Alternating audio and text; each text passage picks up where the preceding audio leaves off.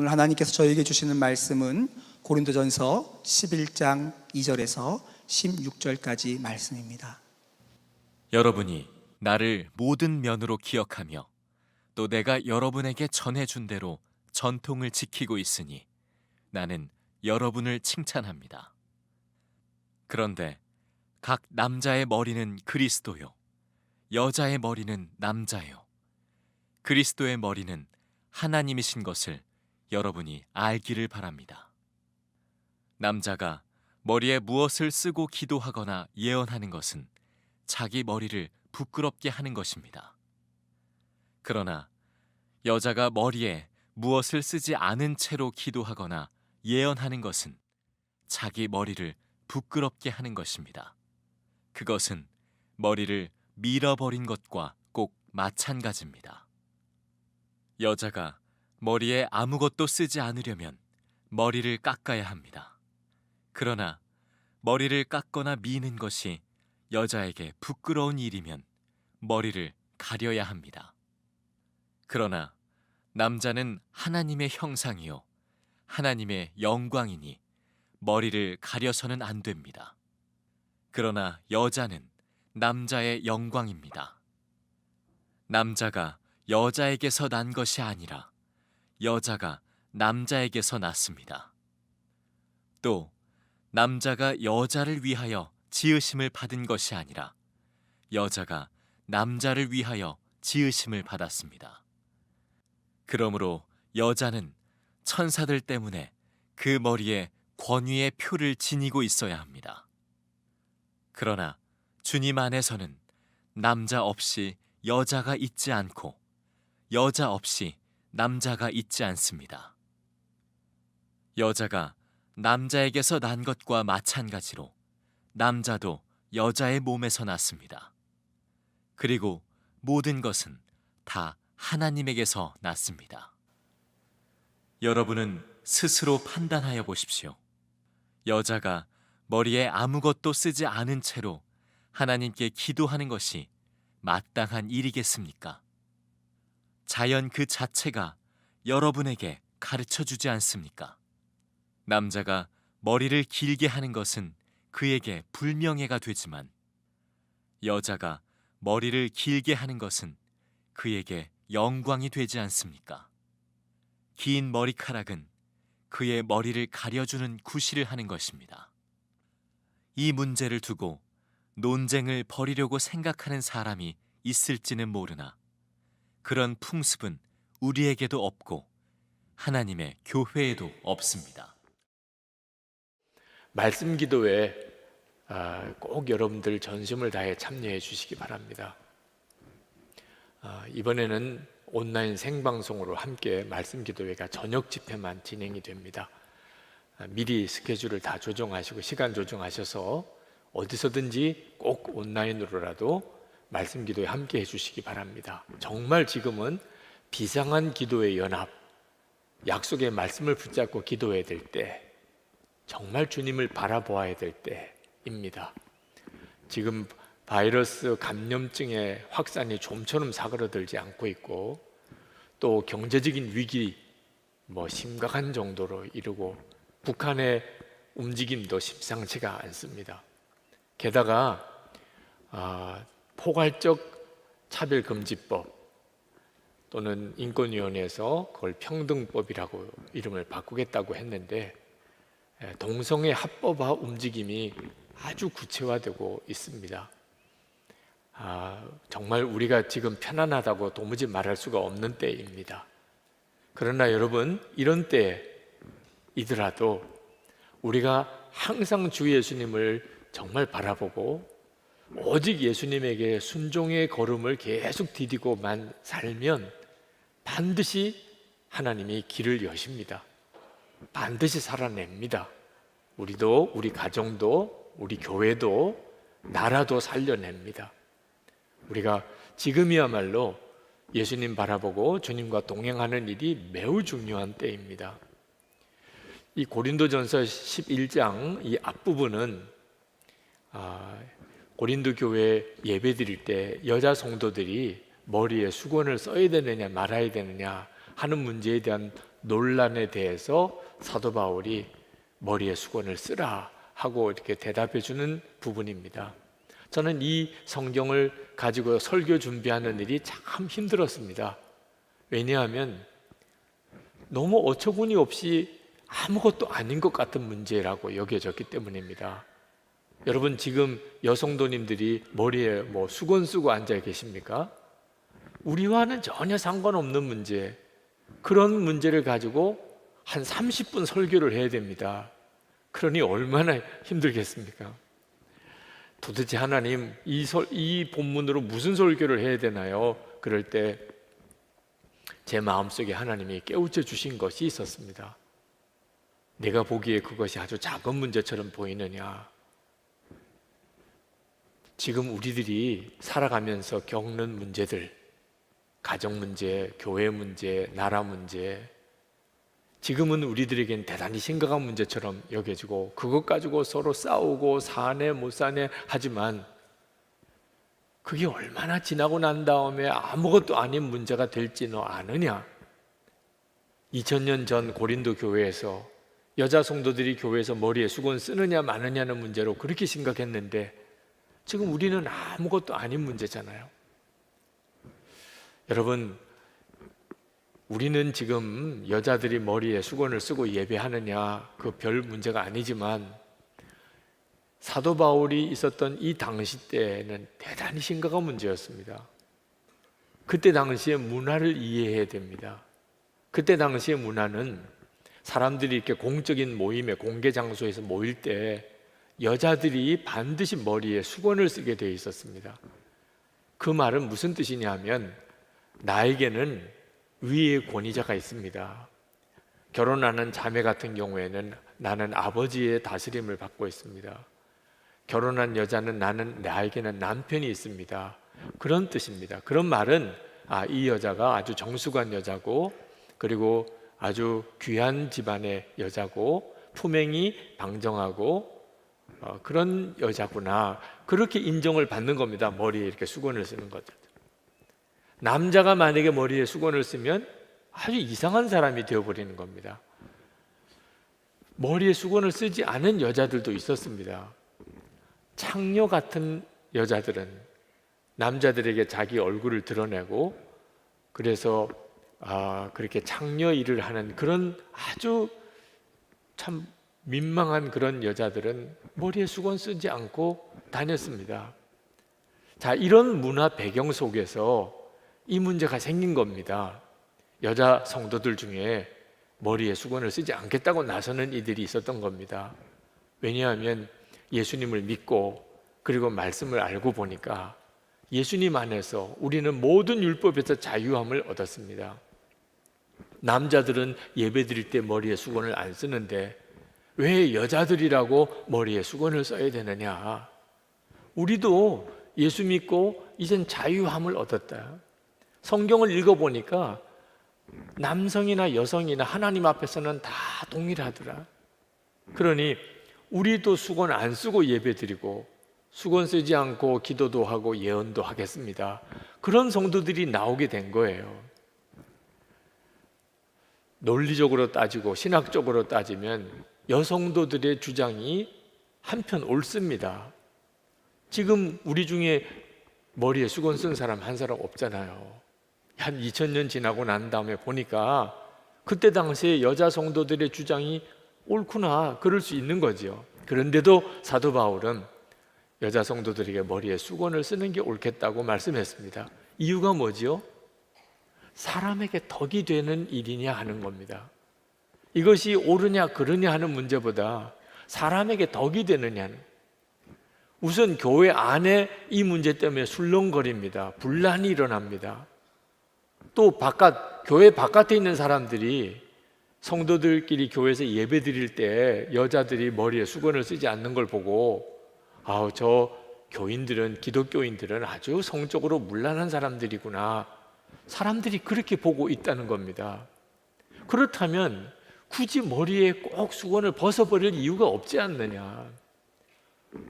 결국 우리가 예수님을 믿고 자유를 얻었다는 것도 결국은 사람들을 섬기고 유익하게 하고 그들에게 꼭 예수를 믿도록 해서 그들이 구원받도록, 그래서 하나님께 영광을 돌리자고 하는 건데, 이것 때문에 그렇게 시험이 든다면 그러면 차라리 머리에 수건을 쓰는 것이 옳겠다, 그렇게 말씀을 한 겁니다.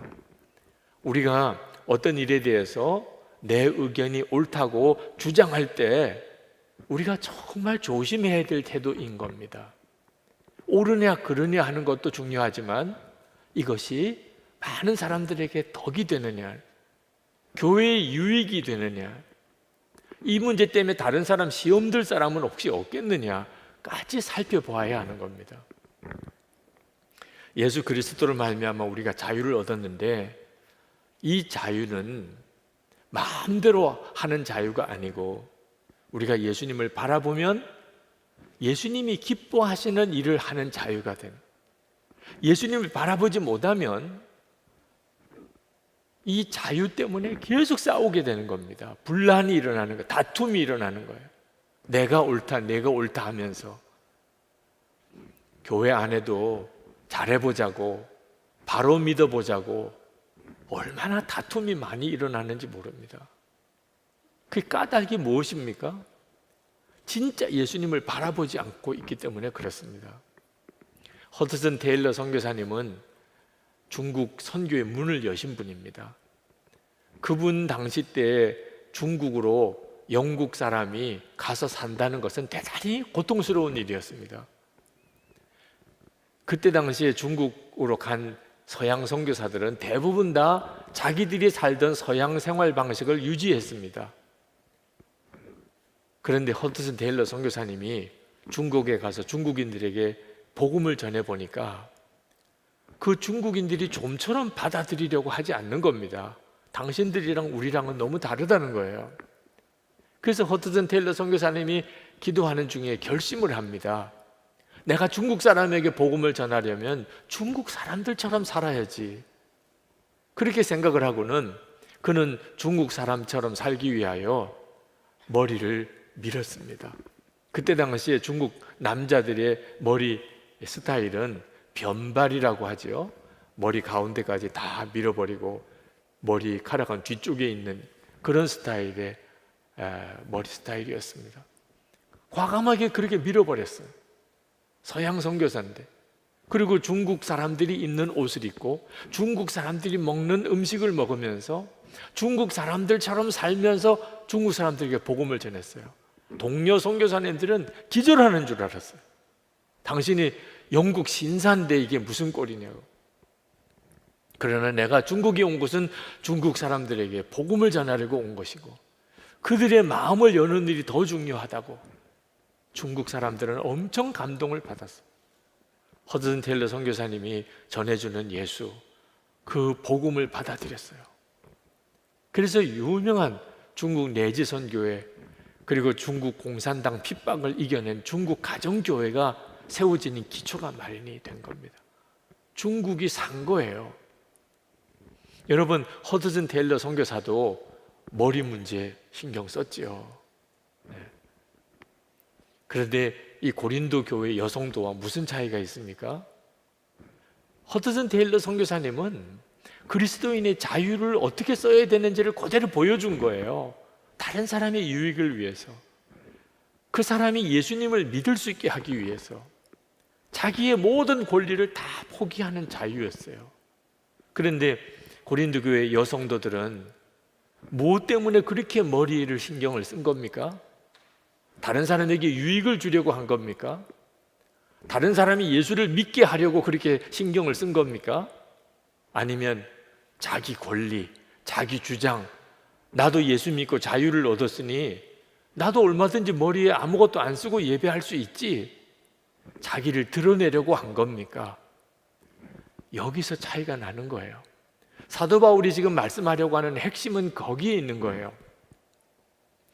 우리가 예수를 믿어 자유를 얻었지만 우리에게는 항상 위의 권위가 있다는 것을 잊으면 안 됩니다. 3절 말씀에 그런데 각 사람의 머리는 그리스도요, 여자의 머리는 남자요, 그리스도의 머리는 하나님이신 것을 여러분이 알기를 바랍니다.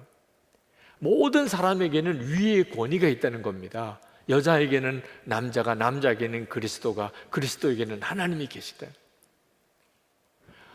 여자분들은 자존심이 상할 수도 있는 내용이에요. 아니, 남자가 여자의 머리라고?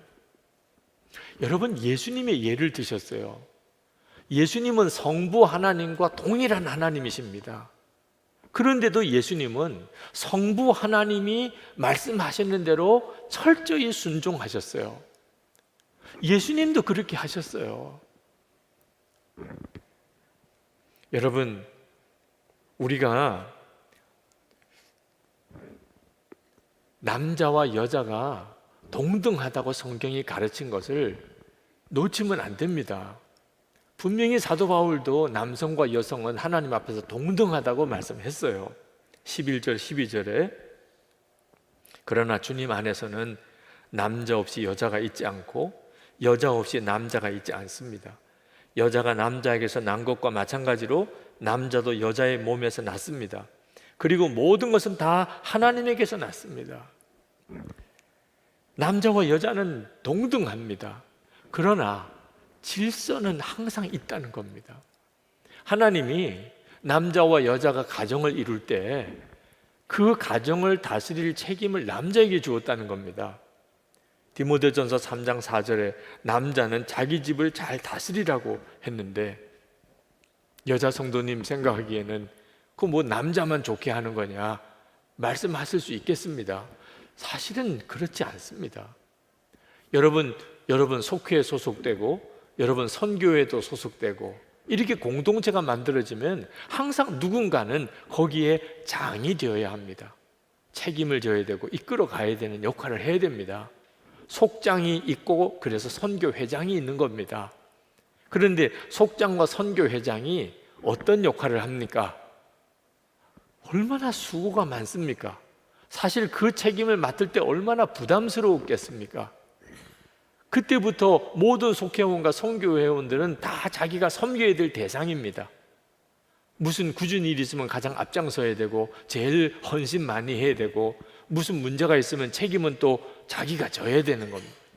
그게 바로 위의 권위, 다스린다는 뜻입니다. 예수 그리스도께서 이 머리가 된다는 것, 권위가 있다는 것은 어떻게 하는 건가를 아주 당신 자신으로 보여주셨습니다. 하나님이신데 사람이 되셨습니다. 율법에 순종하셨습니다. 우리들의 죄를 당신이 다 지시고 십자가에 죽기까지 순종하셨습니다. 이게 바로 머리가 된 사람의 책임인 것입니다. 남자들이 가정에서 부부 사이에 또는 자녀들 앞에서 이렇게 해야 된다는 겁니다. 머리가 되고 권위가 있다는 말은 모든 사람을 위하여 죽을 수 있어야 한다는 겁니다. 아내가 뭘 잘못하고 그리고 가족들이 뭐가 문제가 생기면 전부 남자가 책임져야 한다. 그게 바로 남편이란. 그러니 그게 꼭 좋기만 한 겁니까? 자, 그럴 때 아내와 자녀들이 해야 할 일이 뭐냐? 남자의 권위를 인정해 줘야 하는 겁니다. 인정해 주지 않는데 아내가 어떻게 남자가 권위를 가질 수 있겠습니까? 그래서 그런 뜻으로 나에게는 남편이 있습니다. 나에게는 아버지가 계십니다. 그런 뜻으로 머리에 여자가 수건을 쓴다는 것입니다. 아주 옛날 이야기이긴 합니다만 어느 동네에 마을에 아주 화평한 가정이 있고 집안에 늘 싸움이 끊어지지 않는 가정이 있었습니다. 집안에 분란이 심한 가정에서 그 참 화평하게 지내는 집에 가서 그 집 주인에게 비결을 물었습니다. 어떻게 이 집은 그렇게 화평한가요? 그랬더니 그 집 주인이 아들을 부르더래요. 얘야, 이리 와라. 지금 보리 팰 때가 이제 보리가 패기 시작했는데 너 나가서 그 보리를 다 베어서 다 묶으라. 지금 보리가 패기 막 시작했는데 가서 보리를 베어버리면 어떡합니까? 그런데 그 아들이 아버지가 그렇게 시킨다고 예 알겠습니다. 그리고 나가서 그 밭에서 보리를 베고 묻기 시작하는 거예요. 그랬더니 아버지가 됐다 그만해라. 그리고는 너 저 외양간에 있는 이 초가 지붕 위로 올려놓아라. 세상에 그 소를 어떻게 초가 지붕 위에 올려놓습니까? 그런데 이 아들이 예 알겠습니다. 그러고는 사다리를 갖다가 지붕에다 받쳐놓고 외양간에 소를 끌고 와가지고는 그 사다리에 올리려고 얼마나 애를 쓰는지 그게 소가 올라갑니까? 그런데도 그 소를 사다리로 올리려고 막 애를 쓰는 모습을 보고 그 분란이 잦은 집의 주인이 감동을 받았습니다. 이거구나. 그래서 이 집이 이렇게 평화로운 거구나. 그리고는 자기 집으로 가서 아들을 불렀어요. 아들아, 너 보리가 베기 시작했는데 나가서 보리를 베어서 다 묶으라. 그랬더니 그 아들이 노망났습니까? 아니 식전에 어디 갔다 와가지고 이렇게 망령된 말을 하십니까? 정신 차리세요. 그래서 우리 집은 글렀구나 그렇게 생각했다는 거. 여러분, 우리에게 위의 권위가 있는 것은 우리를 구속하려고 함이 아닙니다. 가정도 교회도 공동체도 살려내는 비밀이 우리가 위의 권위를 존중하는 자세를 가질 때 그 역사가 일어나는 거예요. 지금 현재 우리나라가 포괄적 차별금지법 때문에 큰 논란 속에 있습니다. 우리 성도들 여러분들 다 이 문제로 기도하고 계신 줄 아는데 이 문제의 정확한 의미, 기도 제목을 아셔야 합니다.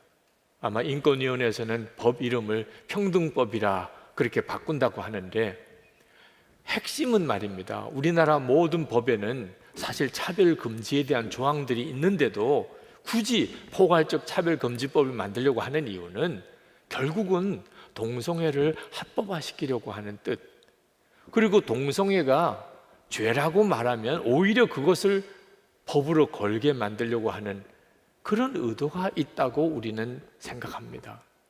그러니까 이 일을 그렇게 강행하려고 하는 거죠. 그들은 인권을 내세우고 평등을 내세웁니다. 여러분 아십니까? 여성, 남성의 평등, 장애인의 인권, 모든 평등과 인권은 다 이 성경의 가르침에서 나왔습니다. 예수를 믿게 되는 나라들마다 그런 역사들이 일어난 거예요. 동성애 문제는 평등, 인권 문제가 아닙니다. 죄에 대한 문제예요. 하나님은 반드시 그 동성애를 죄라고 말씀하셨어요. 만약에 동성애가 죄 아니다, 동성애를 죄라고 말하는 것이 죄다, 그렇게 되면 가정 다 무너집니다. 남자와 남자가, 여자와 여자가 결혼해서 가정을 이루기 시작하면 아니 도대체 생명은 어디서 태어납니까? 동성애를 왜 하나님이 그토록 하나님께서 싫어하셨는가? 이 죄가 얼마나 무서운가를 알아야 하는, 나라가 망하는 문제, 인류가 멸망하게 될 심각한 문제입니다. 하나님을 믿지 않으니까 성경에 있는 말씀을 안 받아들이는 거죠. 그 점이 정말 답답합니다. 하나님을 믿지 않는다는 것, 그게 얼마나 심각한 문제인 줄 아십니까? 기준이 없어지는 겁니다. 여러분 솔직히 조금 연세 있으신 분들, 여러분이 어릴 때 자랄 때 동성애가 합법화되는 이런 논란이 있을 거라는 생각이라도 해보았습니까? 아니 도대체 몇 년이 지났다고 갑자기 세상이 이렇게 바뀌는 겁니까? 기준이 없는 겁니다. 그냥 사람들이 다 좋다고 생각하면 그게 법이 되는 세상입니다. 여러분 한번 생각해 보십시오. 가족이 내 마음대로 하겠어. 여러분의 자녀들이 나는 내가 하고 싶은 것만 할래. 그러면 어떤 느낌이 듭니까? 큰일 나겠구나. 저렇게 살면 큰일 나는데. 두려운 마음이 들잖아요. 사람들이 다 자기가 하고 싶은 대로, 자기가 원하는 대로, 기준 없어요. 하나님도 없어요. 하나님의 말씀도 없어요. 이런 세상이 되어가는 것이 얼마나 문제가 심각한 세상이 될까요? 그러므로 여러분, 남의 일 아닙니다. 이 문제는 결국은 우리 자신에게 오는 문제고 우리의 자녀들의 문제예요. 우리나라의 미래에 대한 문제예요. 안타까운 것은 예수를 믿는 이들 중에도 동성애를 찬성하시는 분들도 있어요. 그들 나름대로는 성경을 인용해 가면서 또 주장하기도 합니다. 여러분, 동성애자들을 사랑과 긍휼로 우리가 품는 일은 중요해요. 그건 우리가 반드시 있어야 되죠. 그러나 동성애 합법화는 문제가 조금 다릅니다. 어떤 죄도요, 이렇게 그 죄를 죄 아니라고 합법화 해달라고 주장하는 경우가 없어요. 어떤 죄도요, 이렇게 축제까지 벌려가면서 부추기는 이런 일은 없어요. 죄를 죄라고 말하면 또 죄가 되는 이런 기가 막힌 일이 도대체 어디에서 보셨나요? 위의 권위가 있다고 믿지 못하면, 그러면 사람은 상상이 안 될 정도로 타락하게 되고 하나님을 대적하는 삶을 살게 됩니다. 사도 바울은 예배 드릴 때도 항상 하나님을 바라보라, 천사들이 우리가 예배하는 것을 지켜보고 있다고 말씀했습니다. 10절에 보면 그러므로 여자는 천사들 때문에 그 머리에 권위의 표를 지니고 있어야 합니다. 천사들이 우리가 예배할 때 우리가 어떻게 예배하나, 어떤 자세로 예배하나 본다는 거예요. 그러니까 여자들은 머리에 수건을 쓰고 안 쓰고는 참 신중하게 결정을 해야 될 문제다. 여자만 그런가요? 남자들도 예배 드릴 때 꼭 기억해야 돼요. 여러분은 설교를 들으려고 예배를 드리는 게 아닙니다. 하나님께 경배하려고 예배를 드리는 거예요. 그러니까 예배 드리는 내내 하나님을 주목해야 돼요. 지금 예배 드리는 자세도 그렇지만 생방송으로 예배 드리시는 분들도 심각하게 생각하셔야 돼요. 한 번은 우리 부목사님이 설교 때 6살 된 딸 이야기를 하더라고요. 주일 예배를 유치국에서 보내준 영상을 가지고 예배 드리도록 그렇게 딱 틀어주었더니 얘가 영 딴짓을 하고 있는 겁니다. 벌써 예배 찬양이 시작이 됐는데. 그래서 사모님이 카메라로 그 딸의 예배 드리는 모습을 이렇게 찍었대요. 그랬더니 얘가 엄마가 자기를 카메라로 찍는 걸 보고 갑자기 두 손을 들고 찬양을 하기 시작하는 거예요. 처음부터 그렇게 했던 것처럼. 그 이야기를 목사님이 하시면서 지금 생방송으로 예배 드리시는 여러분, 만약에 누가 여러분의 모습을 카메라로 찍어서 공개한다면 괜찮으시겠습니까? 자세 똑바로 하세요. 이래가지고 다들 웃었어요. 지금도 무슨 일이 어떻게 일어날지 모르죠. 나중에 듣고 보니까 어느 분이 침대에 누워서 예배 드리다가 벌떡 일어나서 예배 드렸다는 이야기를 그 목사님이 전해 주셨어요. 여러분, 우리가 하나님을 정말 바라보는 눈이 뜨이게 되면 남자냐 여자냐 싸울 일이 없습니다. 아니, 하나님 앞에 가서 얼마나 창피스러운 그런 장면을 연출하려고 그것 가지고 싸웁니까? 주님을 바라보는 눈을 뜨고 살면, 그러면 집 문제, 돈 문제 걱정할 거 없습니다. 우리가 아무리 심각하게 싸우고 다투는 문제도 주님을 바라보는 순간에 이건 아무것도 아니구나 깨달아집니다. 여러분, 지금 만약에 여러분이 주님을 바라보고 살지 못한다면 아마 여러분의 삶은 이런 문제 저런 문제 때문에 계속 갈등하고 다투고 싸우고 근심하고 염려하고 걱정하고 그렇게 살 겁니다. 틀림없습니다. 그렇게 살다가 주님 앞에 서 보면 그게 그렇게 중요한 문제였다면 차라리 낫겠지만 아무것도 아닌 문제 가지고 그렇게 살았던 걸 알게 되면 얼마나 부끄럽겠습니까? 얼마나 두렵겠습니까? 지금 우리가 살 길은 정말 주님 똑바로 바라보고 사는 겁니다. 진짜 주님과 동행하고 매 순간 주님께 순종하고 사는 것. 그러면 아무리 형편과 상황이 어려워져도 두려울 게 없습니다. 주님은 살 길을 아십니다. 주님이 살 길 그 자체이십니다. 예수 동행 속회, 이번에 속회 리뉴얼을 합니다. 왜냐하면 지금 속회도 모이지 못하고 있습니다. 벌써 이것이 6개월 가까이 가고 있습니다. 그러다 보니까 성도들 사이에 교제가 이미 다 굳어져 버렸습니다. 만나지도 못하고 어떻게 지내는지도 못하고 연락도 안 되고, 이름만 선한목자교회 교인이지 실제로는 전혀 성도 목양을 못하는 형편이 되었습니다. 이것이 앞으로 언제 끝날지 모르는 상황이 되었습니다. 하나님이 그런데 우리 교회에 우리가 모이든 모이지 않든 예수님과 동행하는 삶을 서로 점검해주고 또 서로 격려해주는 예수 동행 일기 나눈 방을 우리에게 이미 주셨다는 거죠. 이제 속회가 예수 동행 일기 나눈 방과 같아져야 되겠구나.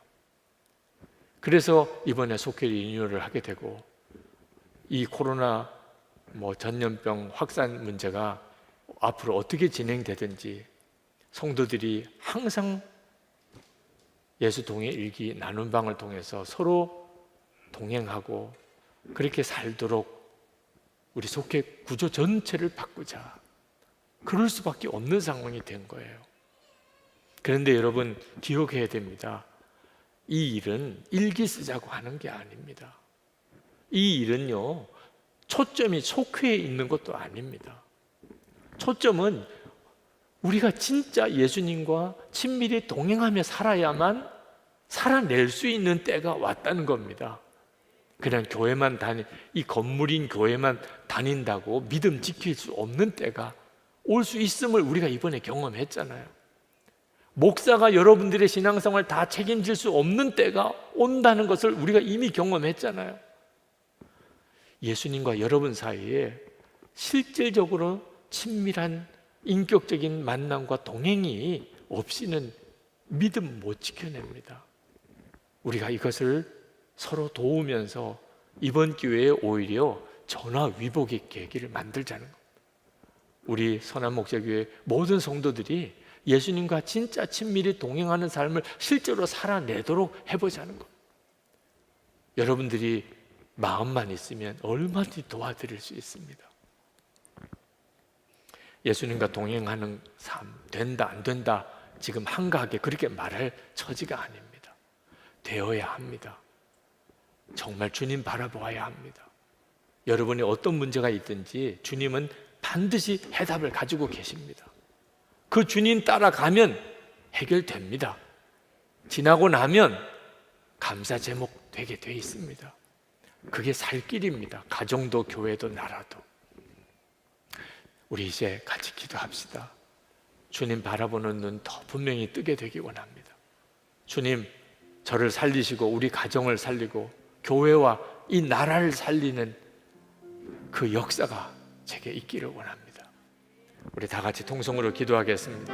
은혜와 사랑이 충만하신 하나님, 놀라우고 하나님 그 신 은혜, 하나님의 역사하심 인하여 감사드리고, 하나님 주관하시고 역사해 주셔서 사랑하는 성도들 하나님의 은혜 중에 더욱 사로잡아 주셔서 주님이십니다. 주님만 하나님 주먹하며 주님께만 순종하며 그렇게 살게 하여 주옵소서.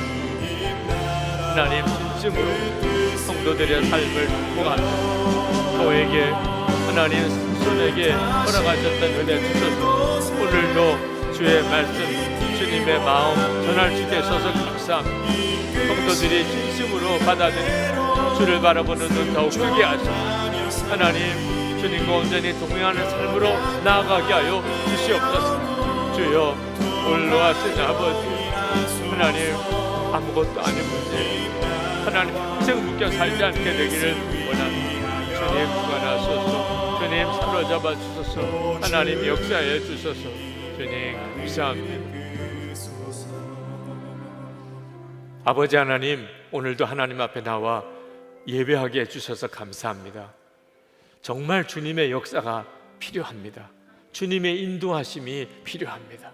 혼란스럽고 또 때때로 너무 당황스럽고 또 너무 힘듭니다. 그러나 주 예수님께서 함께 계시고 만왕의 왕이시니 주님만 오직 따라가기를 원합니다. 주님 사랑하는 성도들의 삶에 주를 바라보는 눈을 더욱 분명히 열어주시고 매 순간이 오직 주님께 대한 순종이게 하여 주옵소서. 그래서 가정도 살고 교회도 살고 우리가 나라와 민족도 살려내게 해 주옵소서. 하나님, 지금 이 나라가 동성애 합법화 문제로 홍역을 앓고 있습니다. 하나님을 알지 못하고 성경의 기준이 아닌 사람들이 완전히 판단을 그르치고 있습니다. 주여, 어떻게 이것을 우리가 바로잡을 수 있겠습니까? 성도들에게 주를 바라보는 눈을 더욱 여시고 주 안에서 우리가 정말 연합하고 교회가 하나 되게 하소서. 하나님이 어디 계시냐? 우리를 보고 그들이 믿을 수 있게 되기를 원합니다. 정말 예수님과 하나 된 교회 공동체가 서게 해주소서. 예수님과 함께하는 그런 속회 공동체가 이번에 정말 만들어지게 해 주옵소서. 우리가 가정에서든 또는 일터에 나가서든 예수님과 온전히 동행하는 삶을 통하여 우리를 통해 주님이 증거되기를 원합니다. 하나님, 오늘도 전심으로 예배하는 성도들의 정성을 다한 헌금 주님 받으소서. 11조와 건축헌금과 선교헌금, 감사헌금, 구제헌금을 주께 드립니다. 주님을 향한 사랑, 믿음, 그리고 주님을 향한 감사합니다. 성도들의 삶을 주님 책임져 주시기 원합니다. 항상 함께 하시겠다고 하는 약속이 성도들의 삶 속에 늘 그대로 경험되게 하소서. 가정을 지키시고 우리의 자녀를 지키시고 성도의 기업을 지키시고 병든 몸을 고쳐 주소서. 거룩한 성도, 거룩한 교회가 세워져서 이 나라가 하나님을 경외하며 우리 민족이 복음으로 통일되며 북한 주민들이 구원을 받게 하소서. 김국기 목사님, 김정우 목사님, 최충렬 선교사님, 장문석 집사님 속히 석방되게 하소서. 선교지마다 선교의 문이 닫힌 것 같지만 또 놀라웠게 주님이 문을 여신다는 소식을 듣습니다. 선교사님들 도와주고 싶은데 찾아갈 수는 있는데 주님, 그들이 어려운 이들에게 먹을 것을 공급하는 일, 그 통해 하나님의 사랑을 전하고 생명의 복음을 전할 수 있는 일에 우리가 힘을 다하기를 원합니다. 감당할 수 있는 힘을 주소서. 감사합니다. 예수 그리스도 이름으로 간절히 기도합나이다. 아멘. 우리 다 일어나셔서 찬양하겠습니다.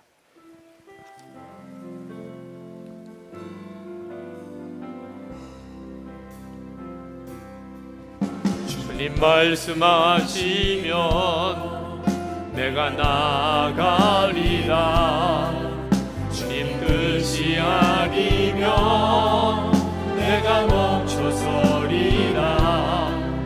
나의 가고 서는 것 주님 뜻에 있으니 또 주님 나를 이끄소서. 뜻하신 그곳에 나 있기 원합니다. 이끄시는 대로 순종하며 살리니 연약한 내 영혼 통하여 이하소서. 주님 나라와 그 뜻을 위하여 뜻하신 그곳에 나 있기 원합니다. 이끄시는 대로 순종하며 살리니 연약한 내 영혼 통하여 이하소서. 주님 나라와 그 뜻을 위하여 오 주님 나를 이끄소서. 하나님, 예배하는 성도들을 축복합니다. 주 예수님의 은혜와 하나님의 사랑하심과 성령의 교통하심이 예배하는 성도들, 부속실에서 또 온라인 생방송으로 예배하는 모든 성도들, 또 그 가정 위에 충만하고 또 충만하시기를 축원하옵나이다. 아멘.